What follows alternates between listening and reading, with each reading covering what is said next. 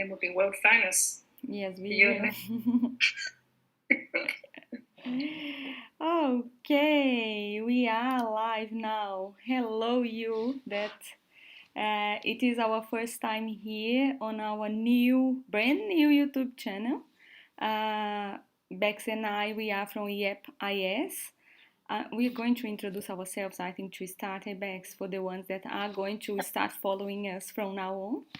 Yeah. I will start. My accent is like this, but I am a Kiwi. Really, I am. I don't have my Yes. I don't. Anyway. You can prove, right? I don't Yeah. have my passport here now, but I am a Kiwi. I I was born in Brazil and I moved to New Zealand in 2009, and I've been living in New Zealand since then. And New Zealand is my home, and I built my life in New Zealand. I have a Kiwi daughter, so yeah, don't. How can I say, Bex? Don't get. Let the accent fool you. Yeah, that's it. Yeah. That's it. Yeah. But anyway, I think that's very interesting because I have lived as an immigrant in New Zealand. So I know everything that you are going to go through once you go to New Zealand. All the homesickness that we get from the beginning, how hard it is to get a job, and anyway, like I've lived through it, and I will be a good person to guide you in your journey once you also arrive in New Zealand. Bex and I work and travel, uh, supporting people with work holiday visa in New Zealand. Bex, I'm sorry, I'm still sleeping. It's early morning, so I'm just a bit slow, but let's Okay. let's try your turn, Bex. You introduce yourself and then we keep Well. going. Yeah. Okay. So my name is Bex, and I am a Kiwi as well. Unlike Rosanna, I was born in New Zealand, so born and bred Kiwi. Um, I have lived as a child. Was born in Wellington, but then we moved to the South Island. So I grew up mainly in the South Island. So I don't feel the cold like people up here in Auckland, where I currently live, feel the cold. I love all of New Zealand. I've been very lucky that I've also lived overseas a lot. So, straight after university, I went to Japan and landed in a country where the native language was not my native language. So, I have also, for anyone who's a non English speaker coming to New Zealand, I've walked in your shoes as well, having to get used to living in a new country and making everything happen all in another language. So it was amazing and very challenging, but I ended up staying for 2.5 years, intending on going there for 3 months. So that was my first time living away. I've lived in four different countries for a long term and had to get used to the way of life and the culture and all of those things Rosanna talked about. They're having to get a job and get organized with all that life stuff that you take for granted in your home country. So have really walked in your shoes as well. And when I came back to New Zealand, I felt a real passion to get involved in helping people start their journey in New Zealand. And I've been working in this industry for a very long time doing that. Cool. Which is where I met Rosanna. Yeah, I was thinking here, Bex, how funny. You start introducing yourself, you said your name, and I didn't even say my name. So my name is Rosanna. You're too busy trying to tell everyone you've got a New Zealand passport. I know. How come? Yeah. I was just like thinking about that while you're talking, and yeah, it's very interesting, because even though you were born in New Zealand, you have lots of experience in traveling as well. And the good thing is you have traveled uh, within New Zealand as well, right? You were born in South Island and live in Auckland, so that's. I'm just saying that because many Kiwis I know, they have traveled overseas, but they don't know their own country sometimes, right? Because when we go to visit, we end up traveling and we want to know every single place. And even for me, because I've traveled around New Zealand many times by car and like camping, what is really really cool, and you get to experience really life in New Zealand and the beauty of it. Yeah. And I met some people that came to Brazil and they know more than me in my, like, that was supposed to be my country, right? And Yeah. yeah, I just Yeah. think it is very interesting how we sometimes we end up like traveling overseas instead of travel Yeah. inside our own country, right? There's that saying, don't leave town till you've seen the country.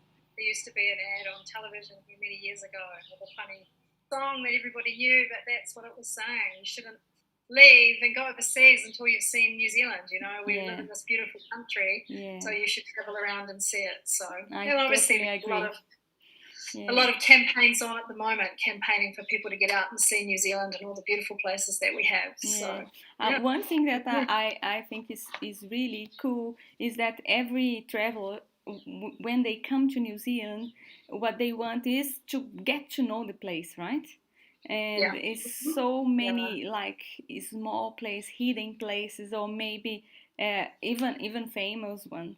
And they have the yeah. list, and they want to go there and see. And I think they end up creating their own sort of journey because it's so much to see in New Zealand. Eh?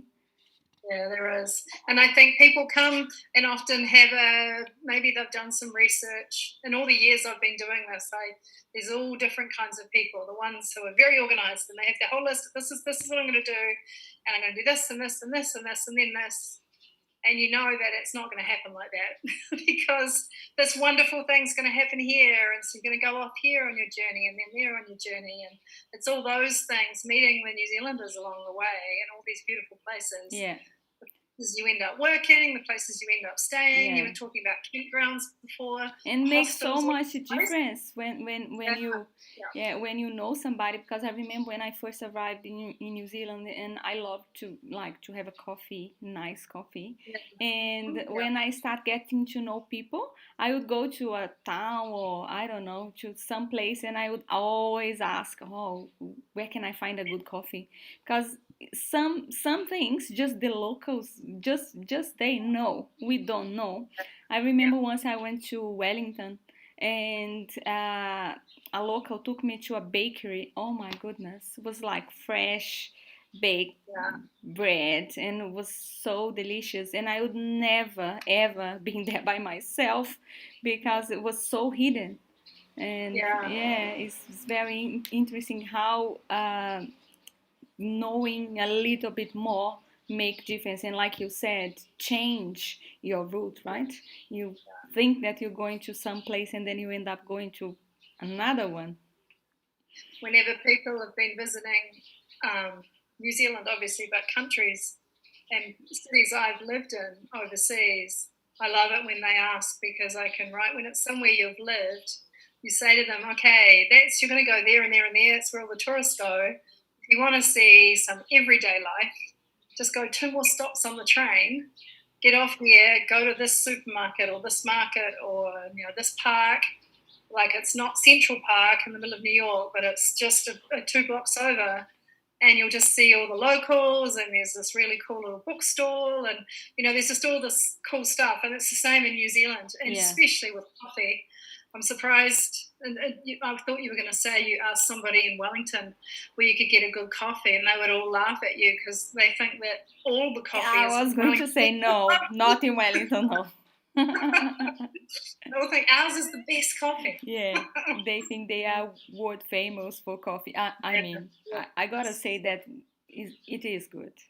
It is It good, is the very, coffee there. very So yeah, I won't blame them this time. no, good.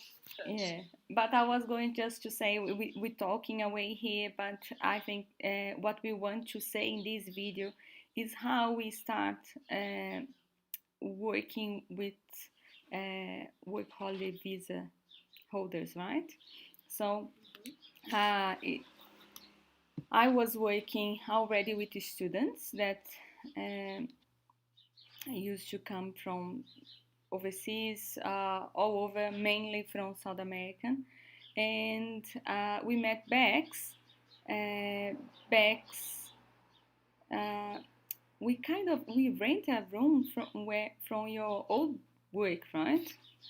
And Yeah. anyway, Bex already used to work with work holiday visa holders, and I will let her tell her own story. But from my end, I met Bex and we talked, and I thought it was really cool what she was doing. And okay, life goes on, and I think few months later, we met again, and Bex was leaving her job, and we thought, just I'm just saying we because I had a business partner in that time, and then we decided to invite Bex to open uh, our own business in the same model that she used to run. And why is that? Because Bex has so much experience, and she could add a lot to our business, the one that we had in that time, and we could create something new and much better than what she was doing in that time. And in 2015, we set up our business, EFIS, and luckily we got some good partners, and we're still here till today, and hoping to continue helping people as much as we can. And that's how we see the job. We really support participants that come to New Zealand through our programs, and our goal is really to add value and provide good experience, right? And yeah, I hope we meet the expectations when people come. And yeah, so Bex, Yeah. can you tell your side of the story? Yeah. My story. So when I came back from overseas the first time, I met, just through circumstance, ended up setting up the New Zealand arm of a very big work and travel organisation, one of the biggest in the world at the time. Was the biggest in the world at the time, and they wanted a New Zealand office. So this was in 1996, I think it was the year, so a long time ago. And we set up a Work New Zealand program, and we were also sending Kiwis away to work on summer camps and all that kind of stuff in the USA. But the Work New Zealand program was something that was very exciting for me because I'd lived and worked overseas in 3 different places by then. And as I said before, the first place I went was Japan, and it was really hard arriving on my own and having to work through all of that. Like trying to do government forms in a foreign language was pretty crazy. Anyway, it quickly grew. We ran a really great program. I ended up doing that for many years, and then I moved to the USA for 3 years to work with that same company. So again, had that experience of we used to bring in thousands of young people every summer into the USA, which was really exciting and really fun. But there was some, when you're bringing in 200 or 300 people a day, Wow. you don't have time to talk and spend time and really ensure that they're, going to have this great time. A lot of them were going to set jobs or to summer camps, but there were independent ones as well. Anyway, when I came back, I spent some time working at the university in Christchurch for a couple of years, and I was working with international students, providing the support to them in the International Student Support Centre, which I found really interesting and really rewarding, because and we had students from all over the world coming in who were, again, struggling with that settling in, having to be doing the university degree in another language, and just all of the things that went on. I mean, we had visa problems, they had trouble before they got to New Zealand with their visa. They had trouble, once they got here, they had trouble finding accommodation, finding a part-time job. Settling in, understanding the culture, not understanding the Kiwi way to do things, and how if you didn't adapt quite quickly, things were going to continue to be difficult. So lots of that. And then I moved back to Auckland, back to that same company, and worked where it had become much bigger. We had a really large Work New Zealand program going on, and then it was at that time, a few years after that, that I met Rosanna, which was great. And then not long after that, I left that company. It just become, for me, it had become too big, and it was quite corporate, and there wasn't enough time being spent with that real one-on-one, making sure everyone's having a really great experience, and knowing that each individual person is going to have a totally different journey. You can't just lump everybody in and say, okay, this is what happens when you go to New Zealand on a working holiday. Because Rosanna's experience of coming here on a working holiday or on a visa initially to study is completely different to the person who was sitting next to you in English language class, you know? And for 70 people might arrive on one day into Auckland Airport, but they're all going to go off and do really different things through New Zealand and have a different experience as they go along. So that's why it was really exciting to be able to set up our own organisation to do this. And that's how Yepais got started. Yeah, you taught some very good points there, Bex, because I think people underestimate how hard it is at the beginning. It's so much information and it's so overwhelming. And I just, oh my gosh, I can't imagine arriving in a country with no support at all when you are there to stay for a while. I love traveling and I love to explore and challenge. So I go by bus, that's fine. I organize my own accommodation, that's fine. But this is just to stay 15 days or like a month. I'm not worried about jobs and like I'm not worried about adapting, about the culture too much, because I'm there to learn the culture and then go home. But once you come in a work holiday visa, it's totally different because you are there to really truly experience that. And then you have to have your bank account set up. You have to have documents, and the documents, they are different. I remember when I went to New Zealand myself, and the names are different. They start to say, oh, you gotta have an IRD number, and I'm like, what is an IRD number? And then I in my head I used to try to relate with some documents that I had here in Brazil, and then like you have to organize all of that, and on top of that you are kind of thinking, oh, what should I do, where should I find work, should I move cities, where is the best place to go now, and kind of if you don't have nobody to help and support you, you will get there, but it's much harder. And and actually, like you yes, you can ask people, but like you said, and I thought was very interesting, my experience is not the same as yours. What things that I like is not the same things that you like, and the job that worked for me might not work for you.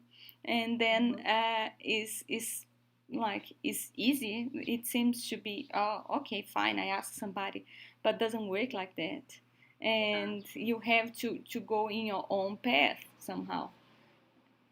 And I think too, people react differently to things when things go wrong. And I know over all these years, sometimes the system just doesn't work for the application for a tax number for some reason. 90% of the time everyone's like, oh, that's really frustrating. You explain it's, but it's okay because there's a plan B, this is what we'll do. Sometimes people just go away, no problem, we'll come back on Monday and fix it. Otherwise, other people are completely stressed out, it's the end of the world. All is over, and you just feel so bad because they're not going to enjoy, you don't need that. We're there to help you and get you through those first few days to make it as stress-free as possible. But look, that time it goes straight through. Even people that comes like through a program like our program, they do get stressed sometimes, right? With small issues. And then I just imagine people that travel by themselves and they don't end up getting a program, getting support, and it's just like probably way harder, right? Way harder. And sometimes it's so great when they come back to visit at the end of their journey when they're about to leave and they've just grown so much and changed so much and they're so much more relaxed about everything. And sometimes they remind you and say, gosh, do you remember how stupid I was at the beginning? I was so worried about everything, but it all worked out. You said it would and it did. And and now they're going home with great memories. So yeah, I think yeah. that's something I was going to say. The good parts and the bad parts, we Very always important. talk about this, because like, Yeah. yes, there are very bad parts as well when you come to I mean, when you decide to go on a journey like that and stay away from home. Yeah. And I've seen so many things, and I bet Bex is like, you have many stories to tell about people that go in programs, and then I remember sometimes people that didn't stay for a week. They actually didn't adapt. They were so homesick and not prepared at all. I guess expectations as well, right? They expect something, and then they couldn't cope, and then it's just like I don't know, they just end up giving up, right? Yeah. And it's hard and it's too easy to just get on a plane and go home. So, which is such a shame, yeah, they didn't generally give themselves right. Yeah. The best times is sometimes someone says, you know what, I've realised that I don't actually want to stay here for a working holiday, but I just want to travel and see all of New Zealand, and I'm going to do that for 3 months and then I'm going to go home. Yeah. And I'm like, that's great. Yeah. Because you're still going to get to really experience it. But if you don't want to stay and work, that's okay as well. But generally that doesn't happen. As soon as people... The great thing about New Zealand is generally once you get there, it's pretty beautiful. Agree. It's pretty to leave. It's hard to leave. I agree, and I always get like kind of confused when people decide to go home. But I guess it's more they didn't give themselves the opportunity to get to know New Zealand, and they were not open to meet people, to talk, or maybe they had something or someone holding them back. Like, I don't know, that's just me, but I think like maybe they have a girlfriend or a boyfriend that they are missing, and I don't know, or because it's just a West people that goes to New Zealand and then end up not enjoying it, because New Zealand is beautiful, so many things to see. And I think the most important, New Zealand has experience for every kind of people. If you like adventure, you have lots of things to do. But if you are like calm and just like hiking and see nature, it's also a lot to see. Yes, beautiful. My favorite place in New Zealand. Beautiful. It's the life, and the wine and the food and the music. There's great music. There's great live comedy. The festivals.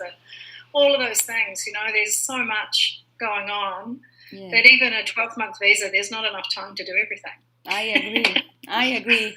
I've been living in New Zealand for 10 years, and I still find places that surprises me.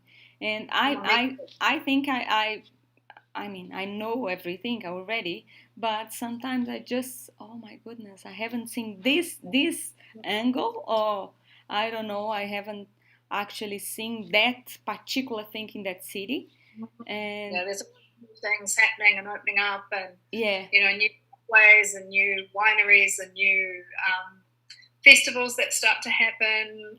Towns suddenly change and start to have a whole lot more going on, and they get more developed for people coming to visit. So suddenly it's a great option, whereas before it was a little bit difficult, but now it's not. So I think just now New Zealand borders are closed, as everybody knows, and I think something is important for us to mention is how safe is New Zealand as well, right?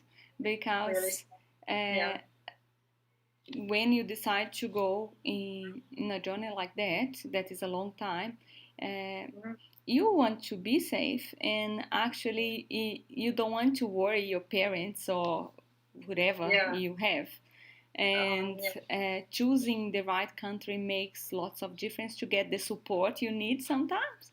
And Yeah. because some people, they do want to go, and they I don't know, they are scared, or the parents is just not not helping, not supporting them to do Yeah. that. And I Yeah. don't know, I just think in New Zealand now is going to be one of the best place to go Yeah. once this all goes away. It was already safe. Yeah, well, once there'll probably be a compulsory 2-week quarantine, but then you Yeah, can come in. yeah, After that, we're all living very freely. We're living like normal again because we don't have any community transmission, of the yeah, dreaded COVID that we're talking about. yeah, yeah, Yeah, so it makes life good, it makes it a much, really good place to come and do this. So, yeah, yeah. I just think like even once it goes away completely, like they find a vaccine or something, hmm it's just the way that New Zealand handled it. It was an example for the world somehow. And yeah, I think people can be, I don't know, can just feel that yeah, whatever happening, yeah, like the right measure will be in place. It's something that I think yeah, the prime minister showed the world. It's yeah. just like And I whatever think happen, we will handle it. very lucky, very grateful to have been here during that time for sure. So, for all those reasons, you feel like that they're looking after the people first, which is the way it should be. Yeah, Yeah. yeah, and it's important to say as well that we still have participants in New Zealand, We do. and Yeah. yeah, and they are all well backs. Yeah, they are. They're all good, and yeah, they've done different jobs all through lockdown. They were doing essential work, so doing picking kiwi fruit, working on dairy farms, au pairing. Yeah, some of them were just locked down in different places. So, but they've all, talked really positively about the time that they had here during this time. They didn't want to go home because they wanted to stay here, and it's all worked out. So, Yeah, which is good. So, yeah, yeah. yeah. I think it's really good, and none of them got the COVID-19, right? No, no, no. We would have heard about it, but nobody got it. So we're not, Yeah, there yeah, weren't that many cases in New Zealand. So yeah. we I managed to know. stop it Yeah, pretty quickly. So yeah, lucky. Yeah, yeah. they might get it going home, sadly, but Mm. Hope, yeah, yeah. Hope not, right? I hope it goes away before that. But it's very good yeah, to see that they decide to stay, and they stayed safe, and they kept working and doing their things, and now they can travel again.